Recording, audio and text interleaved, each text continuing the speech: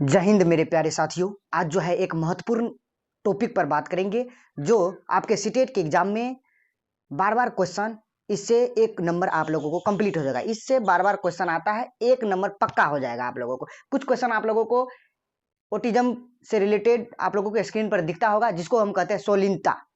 उससे रिलेटेड आपको क्वेश्चन दिखता होगा स्क्रीन पर। यह एक महत्वपूर्ण चैप्टर है और इस टॉपिक को करने के बाद आपको एक नंबर पक्का हो जाएगा।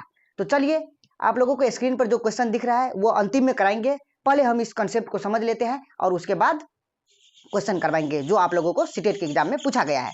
तो चलिए चलते हैं। टॉपिक नंबर आज सीटीपी का है 7 और इससे पहले बाल विकास का 6 टॉपिक करवा चुका हूं। सभी का कंसेप्ट और अलग से प्रीवियस ईयर क्वेश्चन करवाए हैं वीडियो अपलोड करके। आप लोगों को इसी यूट्यूब चैनल पर मिल जाएगा, सफलता विथ इंद्रजीत यूट्यूब चैनल पर। तो आज जो बात करेंगे सोलिनता क्या है। अगर यह समझ गए, यह कंसेप्ट छोटा सा कंसेप्ट है, आप लोगों को एक नंबर पक्का हो जाएगा। चलिए चलते हैं आप लोगों को। सोलिनता यानी हम इसको कहेंगे ओटिज्म। क्या कहेंगे? देखिए, सोलिनता का अनेक नाम है। यहाँ पर थोड़ा सा आप लोगों को दिखता होगा धुंधला, लेकिन यहाँ पर सोलिनता है। आप लोग थोड़ा अगर क्वालिटी कम दिख रहा है तो थोड़ा क्वालिटी बढ़ा लीजिए अपने मोबाइल में। तो सोलिनता यानी सोलिनता, इसी को हम कहेंगे ओटिज्म, आत्मविहिमो और सोप्रियंता। यही का अनेक नाम है, यानी सोलिनता का ही अनेक नाम है। क्या नाम है? ओटिज्म, आत्मविहिमो, उसके बाद सोप्रियंता। और इसको हम कहेंगे ओटिज्म स्पेक्ट्रम और डिसऑर्डर। ओटिज्म स्पेक्ट्रम डिसऑर्डर, इसी को हम कहेंगे। चलिए, ये चीज अगर समझ लीजिए तो आपका एक क्वेश्चन आराम से बन जाएगा। यह जो है ना, 2 अप्रैल विश्व सोलिनता दिवस मनाया जाता है। ये छोटा सा, ये सब क्वेश्चन आपको टेट के एग्जाम में आ जाता है, रीट के एग्जाम में आ जाता है, यूपी टेट के एग्जाम में इस सब में आता रहता है यह क्वेश्चन आरू, तो उसको भी नहीं छोड़ेंगे। तो उसके बाद है राष्ट्रीय न्यास अधिनियम 1999 में शामिल किया गया सोलिनता को। राष्ट्रीय न्यास अधिनियम के तहत 2 अप्रैल विश्व सोलिनता दिवस मनाया जाता है, यह भी आप लोग याद रखिए। उसके बाद देखिए सोलिनता क्या है, यानी ओटिज्म क्या है। ओटिज्म यह विकासात्मक विकार है। जैसे आप लोग अभी मान लीजिए एक और पढ़े होंगे अधिगम विकार, नहीं पढ़े हैं तो हम उसका अलग से टॉपिक बनाएंगे। अधिगम जिसके अंदर आता है डिक्स, वही है इसका ओटिज्म, यानी सोलिनता को हम कहेंगे विकासात्मक विकार। ये पहला पॉइंट आप लोग अपने कॉपी में नोट कीजिए और इसको बार बार रिवाइज कीजिए, याद कीजिए। आपका एक क्वेश्चन नहीं छूटेगा। अगर इससे रिलेटेड अगर क्वेश्चन आ जाएगा इस कंसेप्ट से तो नहीं छूटेगा। उसके बाद है यह एक तांत्रिकीय विकार है। यह एक तांत्रिकीय विकार है। आप देखिए तांत्रिकीय विकार क्या है। तांत्रिकीय विकार में आपको मानसिक विकार आ जाता है, सामाजिक विकार आ जाता है, शारीरिक विकास आ जाता है, भावनात्मक विकार आ जाता है, उसके बाद है व्यवहारात्मक विकार। इन सभी मिलकर आपको बनता है तांत्रिकीय विकार। आपसे पूछेगा ओटिज्म या सोलिनता क्या है, तो सोलिनता एक तांत्रिकीय विकार है, सोलिनता एक विकासात्मक विकार है। तो ये चीज आपको अपने माइंड में रखना चाहिए। अब चलिए फिर चलते हैं आपको नेक्स्ट पॉइंट पर। सोलिनता एक क्रम विकार है, ये भी आप पॉइंट अपने कॉपी में नोट करके याद कीजिए। सोलिनता एक क्रम विकार, यानी ओटिज्म एक क्रम विकार है। ओटिज्म क्या है? यह एक क्रम विकार है। आप देखिए इसका अर्थ क्या है, आप देखिएगा ना तो अपने में खुद में मतलब हंसता रहेगा, उसके बाद जो है बड़बड़ाता रहेगा, यही है सोलिनता। आप अपने गली में या कहीं आप जहां है आसपास के माहौल में एक न एक कोई पागलवार रहता है और वह क्या करेगा, खुद से खुद बड़बड़ाता है, अपने से मतलब रहता है, दुनिया से उसको कुछ नहीं रहता है मतलब। वही है सोलिनता। ये एक शब्द में याद रखिए, जो खुद से मतलब रहेगा, मतलब खुद से मतलब रखेगा और दुनिया के बारे में उसको कुछ मतलब नहीं, आसपास के बारे में कुछ मतलब नहीं, या अपने परिवार के बारे में कुछ उसको कोनो टेंशन नहीं, ऐसा समझिए। कुछ कहीं आप अगर पगलवा को देखे होंगे तो देखते होंगे जो आप लोग अपने खुद वो बोलता रहता है, कुछ से कुछ बोलता रहता है। मतलब क्या, वो खुद हंसेगा, खुद समझेगा, कुछ बोल के कोई पता नहीं है, मतलब समझ जाइएगा आप ये पागल है। तो इसी को हम क्या कहेंगे? सोलिनता कहेंगे, ओटिज्म कहेंगे।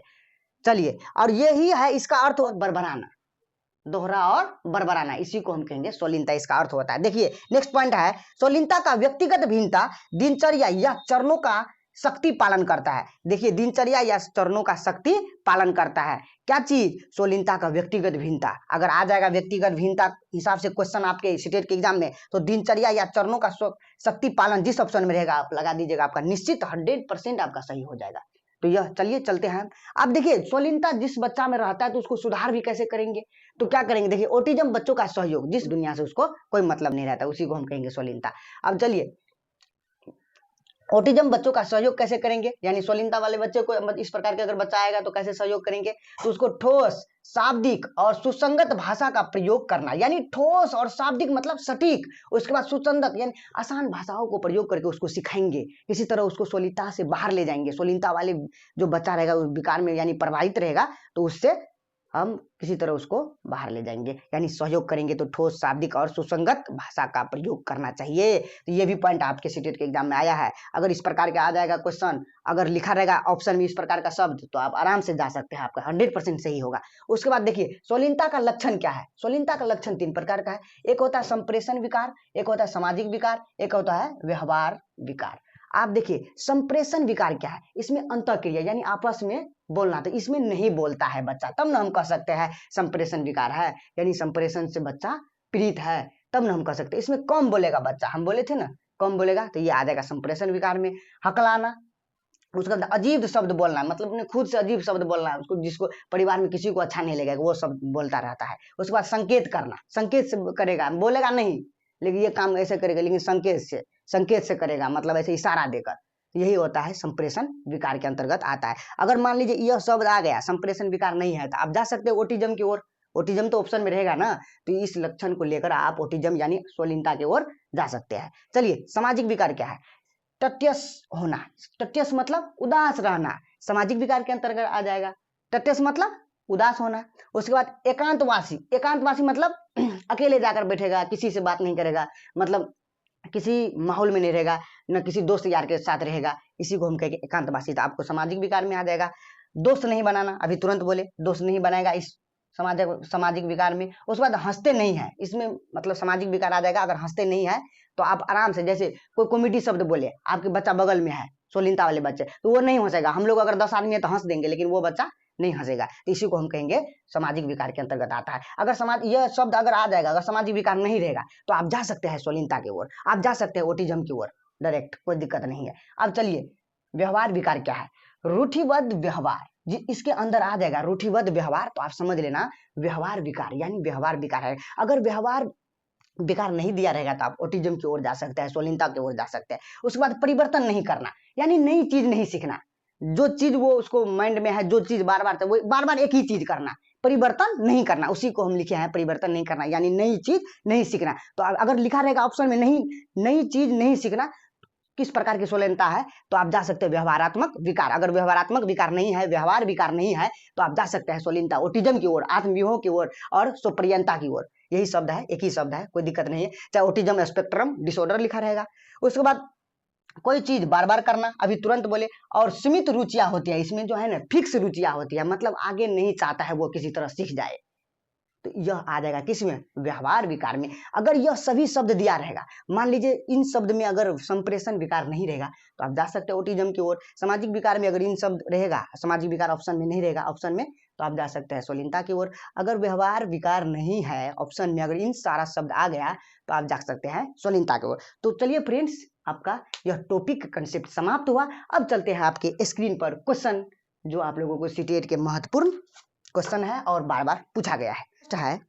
सामाजिक संरचना में चुनौतियों किसमें स्पष्ट होती है, ध्यान से देखिएगा ऑप्शन, ध्यानहीनता अति क्रियाशीलता विकार में। उसके बाद है सेकेंड नंबर मस्तिष्क पक्षपात में, मस्तिष्क पक्षपात नहीं बोले थे, मस्तिष्क विकार बोले थे, तो ये ऑप्शन तो गलत हो जाएगा। उसके बाद सोलिन क्रम विकार में, देखिए क्या है, सामाजिक संरचना में चुनौती किसमें स्पष्ट होती है, तो सोलिन क्रम विकार में। देखिए तो सोलिन क्रम विकार है ऑप्शन में, कहीं लिखे हैं सोलिनता एक क्रम विकार है ना, सोलिनता एक क्रम विकार है। आपका यह क्वेश्चन सीटेट के एग्जाम में 14 दिसंबर में पूछा गया है। जब भी आ जाएगा सामाजिक संरचना में चुनौती किसमें स्पष्ट होती है, तो आपको सोलिन क्रम विकार में लगाना पड़ेगा। तो राइट का एक का हो जाएगा 3 नंबर ऑप्शन। यह क्वेश्चन आपको 14 दिसंबर 2024 को पूछा गया था 1 to 5 यानी पेपर 1 में। अब चलते हैं नेक्स्ट क्वेश्चन, जो आपको सीटेट के एग्जाम में यह भी क्वेश्चन पूछा गया है, आपको आप लोगों को स्क्रीन पर दिखता होगा। हालांकि अंतर समूह व्यक्तिगत भिन्नताओं की संभावना मौजूद है, फिर भी सोलिनता वाले अधिकांश विद्यार्थी, चलिए ऑप्शन पढ़ते हैं, कल्पनाशील खेल उच्चतर कौशलों का प्रदर्शन करते हैं। जो जिसको सोलिनता रहेगा विकार, जिस बच्चा में, वह क्या ये खेल कल्पनाशीलता वाला खेल खेलेगा? नहीं, बिल्कुल नहीं, ये ऑप्शन तो डायरेक्ट गलत हो जाएगा। उसके बाद अनंत सामाजिक भावात्मक परस्परिकता की उपलब्धि प्राप्त करते हैं, ये भी ऑप्शन आपको गलत है। उन्नत संवाद संवाद के कौशल प्रदर्शित करते हैं, ये भी ऑप्शन आपका लगभग गलत है। और उसके बाद है दिनचर्या या चरणों का सख्ती से पालन करते हैं, ये राइट आंसर होगा। 2 का राइट आंसर 4 होगा। 14 दिसंबर 2024 का यह क्वेश्चन पूछा गया था, पेपर 2 में लेकिन पूछा गया था। और देखिए एक एक क्वेश्चन हर शिफ्ट में मिल जाएगा आपको। देखिए अभी तुरंत बताए थे सोलिनता का व्यक्तिगत भिन्नताओं यानी विभिन्नताओं, सोलिनता का व्यक्तिगत विभिन्नताओं क्या है? दिनचर्या या चरणों का सख्ती पालन करना, ऑप्शन 4 में है, अभी मिल रहा है, तो ये आपका राइट आंसर हो जाएगा। ये भी क्वेश्चन आपको 14 दिसंबर 2024 को पूछा गया था। चलिए नेक्स्ट क्वेश्चन चलते हैं, लेकिन 6 to 8 लेवल का यह क्वेश्चन था। चलिए नेक्स्ट क्वेश्चन देखते हैं, 3 नंबर। सोलिनता वाले विद्यार्थियों को समावेशन का समर्थन करने के लिए ऐसा उपयुक्त माना जाता है कि, ऑप्शन पढ़ते हैं, फर्स्ट, दृश्य संबंधित मदद और संकेत देने से बचना चाहिए। नहीं, सोलिनता वाले संकेत दे सकते हैं आप, तो ये तो बचना चाहिए आज गया, तो 3 नंबर का तो गलत हो जाएगा फर्स्ट। उसके बाद सेकेंड कहते हैं कक्षा का वातावरण ऐसा बनाना चाहिए जो विद्यार्थियों के लिए अति उत्तेजक हो, कोई जरूरी नहीं अति उत्तेजक, सोलिनता वाले विद्यार्थी के लिए, तो ये भी ऑप्शन आपका गलत है। उसके बाद है यादिक दिनचर्या का प्रयोग करते हुए एक अव्यवस्थित विन्यास की रचना करनी चाहिए, अव्यवस्थित नहीं, व्यवस्थित विन्यास की रचना करनी चाहिए, तो ये भी ऑप्शन आपका गलत हो जाएगा। 4 नंबर है ठोस शाब्दिक और सुसंगत भाषा का प्रयोग करना चाहिए। ऑप्शन में क्वेश्चन देखिए तो समर्थन करने के लिए लिखा था, सोलिनता वाले विद्यार्थियों को समावेशन का समर्थन करने के लिए, लेकिन ठोस शाब्दिक और सुसंगत भाषा का प्रयोग करना चाहिए, ऑप्शन नंबर 4 में है। पेपर 2 15 दिसंबर 2024 को यह क्वेश्चन पूछा गया था। देखिए तो ऑटिज्म वाले यानी बच्चों का सहयोग किस प्रकार करेंगे, ठोस शाब्दिक और सुसंगत भाषा का प्रयोग करना चाहिए। इस प्रकार से आप अपने कॉपी में नोट कीजिए, कंसेप्ट को माइंड में रखिए, देखिए ना सारा क्वेश्चन बन जाएगा। चलिए क्वेश्चन नंबर देखते हैं, यह 3 नंबर का तो आंसर हो गया 4, जो 15 दिसंबर 2024 का क्वेश्चन पूछा था, और पेपर 2 यानी 6 to 8 लेवल का क्वेश्चन था। अब चलिए क्वेश्चन नंबर चलते हैं 4, और बरबरा किए जाने वाले व्यवहार किसकी विशिष्ट पहचान है? तो देखिए सोलिन क्रम विकार की, अधिगात्मक विकलांगता की, ध्यान न्यूनतम अधिक्रियाशीलता विकार की, मास्तिक पक्षपात की। मास्तिक पक्षपात कभी नहीं होगा, तो ये तो डायरेक्ट गाते, चाहे किसी सामाजिक पक्षपात आ जाए, कुछ भी पक्षपात आ जाए, तो वो बच्चा विरोध नहीं करेगा। पक्षपात मतलब क्या? विरोध करना। तो क्या मास्तिक का वह विरोध करता है, सामाजिक का विरोध करता है, उसको तो अपने खुद से मतलब रहता है, तो कहाँ से करेगा? तो चलिए इसका 4 नंबर को डायरेक्ट दिख रहा है, सोलिन क्रम विकार, देखिए ना यहीं पर लिखा है दोहरा और बरबराना, यानी सोलिनता एक क्रम विकार है, इसका अर्थ है दोहरा और बरबराना, तो आपका राइट आंसर हो जाएगा 4 का 1 नंबर, जो 7 जुलाई 2024 को पूछा गया था पेपर 1 में, यानी 1 to 5 में। चलिए नेक्स्ट क्वेश्चन देखते हैं, निम्नलिखित में से कौन सा कथन सोलिनता के संदर्भ में सही है? फिर आ गया सोलिनता, ऑटिज्म के बारे में क्वेश्चन पूछ रहा है, तो कह रहा है ऑप्शन, सोलिनता वाले सभी लोगों में कम से कम एक विशेष कौशल होता है। उसके बाद एक विशेष कौशल नहीं आता है, उसमें कम से कम विशेष कौशल नहीं रहता है, लेकिन वो जो है ना, मतलब खुद से अपना बराबर आएगा, खुद बात करेगा, खुद समझेगा, दूसरों को प्रयास नहीं करेगा, दूसरों से कुछ ज्ञान नहीं लेगा, मतलब खुद इस प्रकार के बच्चा आपको सोलिनता विकार से रहता है, लेकिन यह ऑप्शन नहीं होगा। उसके बाद सोलिनता एक तंत्रिकीय विकासात्मक विकार है। क्या हम बोले थे, सोलिनता क्या है? तंत्रिकीय विकासात्मक विकार है।